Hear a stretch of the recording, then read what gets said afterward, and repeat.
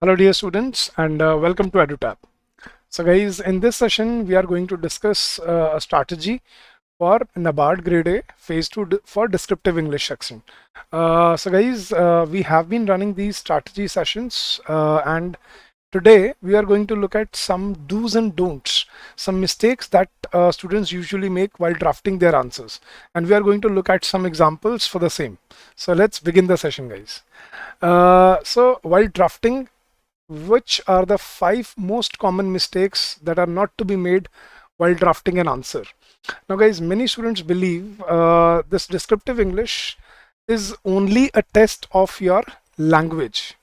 But guys, that is not completely true. Yes, it is based on your language. I mean, your language should be coherent, it should be correct, it should be grammatically correct, thus there should be no mistakes. But it is also based on your knowledge and it is also based on your articulation. So these are the 3 factors that play very important role in your NABARD Grade A Phase 2 Descriptive English. So guys, today we are going to discuss these 5 mistakes that you can look into and improve your draft. So let's begin the session guys. First mistake to be taken care of is grammatical errors, typos, spellings or punctuation errors. Now guys, your language, your sentences should be grammatically apt.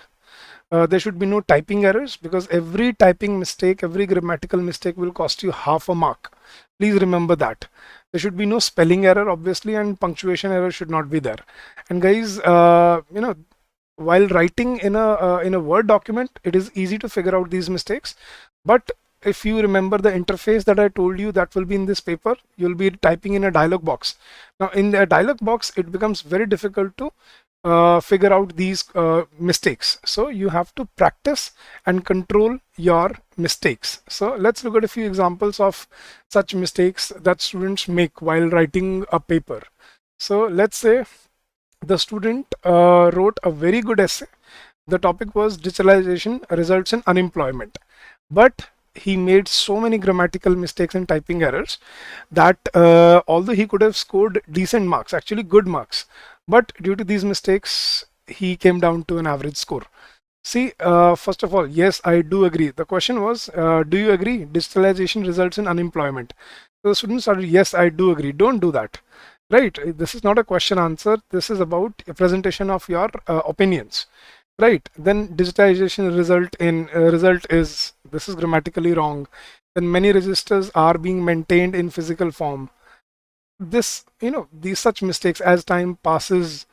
So this is a very informal or casual way of writing your answers. So please make sure that you do not make these grammatical mistakes or punctuation errors or spelling errors, if any.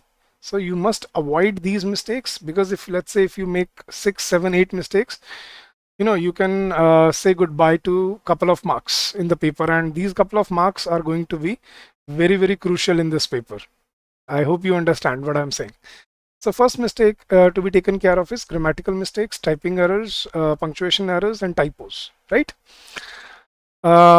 Yes, so see, you can read these mistakes, employees, clerks, these tasks should be tasks, right? So there are so many mistakes that one can make, and you should be careful regarding this. Now coming to the second mistake guys, titles, bullets and numberings. Many students believe that, or they must have read somewhere, that while writing an essay or while writing a précis or RC answer, you can write all your answers in bullet points, titles and numberings. That is not true guys. Now while writing an essay, you have to, essay is basically flow of ideas. It is an organic whole. So using too many bullet points or too many numbers or titles makes it look like a report. Correct.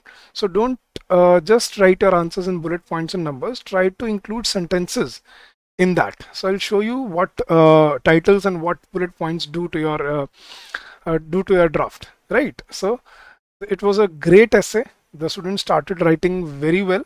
Started with a quote of Dr. APJ Abdul Kalam and what is the requirement of the country. But then he started giving titles to the paragraphs: road, electricity, agriculture infrastructure, IT infrastructure, school. So this looks like that student has tried to specified each and every paragraph. So guys, don't do that. Don't give titles to the paragraph.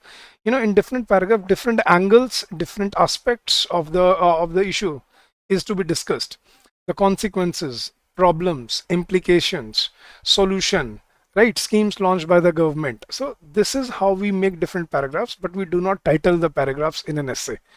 Got it? So do not title or do not bullet point or do not number the paragraphs in an essay, because it is not it's not a good habit. It's not a good practice while drafting your answers. Got it?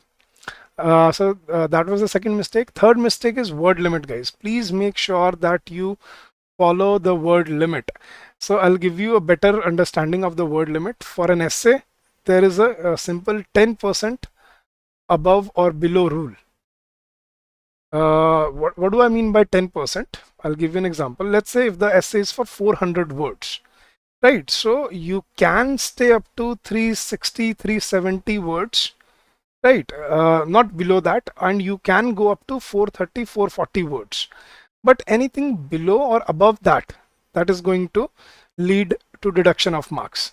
Same for your Prezi. Now Prezi, guys, please make sure that you do not exceed the word limit. Let's say if the word limit for Prezi is 170 words. So guys, do remember, anything you write beyond 170 words will not be evaluated, and your Prezi would be considered incomplete. Got it? So anything you write beyond 170 words will not, beyond 170, whatever you write beyond 170 words will not be evaluated. So make sure that you finish your Prezi within 170 words, and you should not actually finish it in 100 words.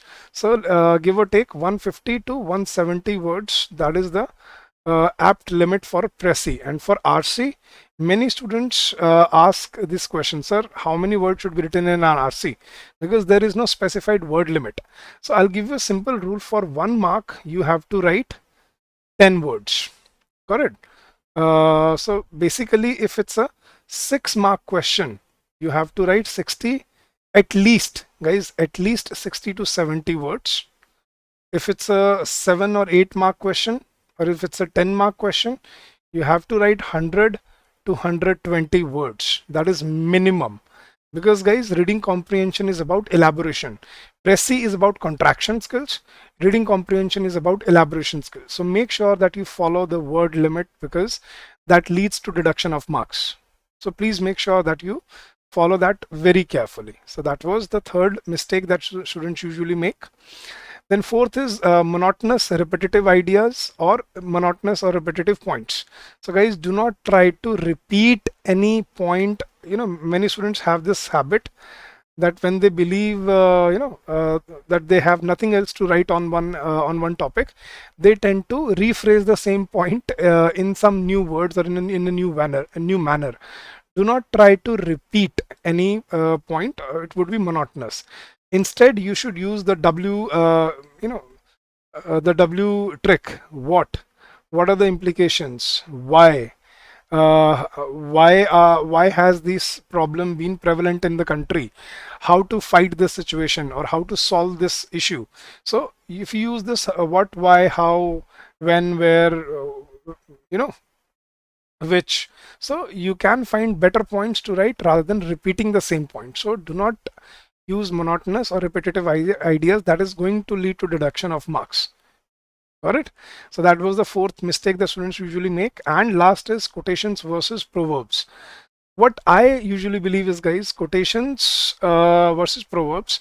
I believe proverbs are a better way of presenting. Many students have this habit of starting their answer with a quotation. Now guys, I'll give you the scenario. Let's say you started a quotation by saying by Pandit Nehru, right? But what if the person who is evaluating your essay, what if he does not agree with that particular personality, with that person? Let's say if I do not like one personality, if I don't, let's say hypothetically, if I don't like Pandit Nehru, it would lead to a bad impact, psychologically.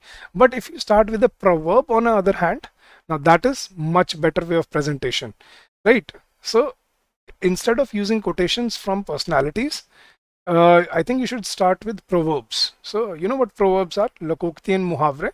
So these are the sayings that we usually use while drafting your answers.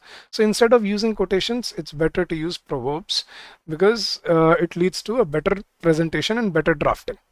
Got it? So guys, these were the 5 mistakes that you should not make while writing an essay, while drafting an answer. Got it? So that was it for this session, guys. I hope you're practicing. I hope you have started drafting your answers. So make sure that you include these 5 mistakes. I mean, exclude these 5 mistakes and keep them in mind before you practice your drafts, right? So that is it for this session, guys. We will be coming up with more such strategy sessions that would help you in your preparation, right? So thank you so much for joining in. Have a great day and all the best for your preparations, guys. And if you have any queries regarding anything regarding our courses, please feel free to contact us on this number 8146207241, or you can also drop us an email at hello@edutap.co.in, and this is our website, guys, www.edutap.co.in. Have a great day ahead. Keep up the good work and happy learning to all of you guys.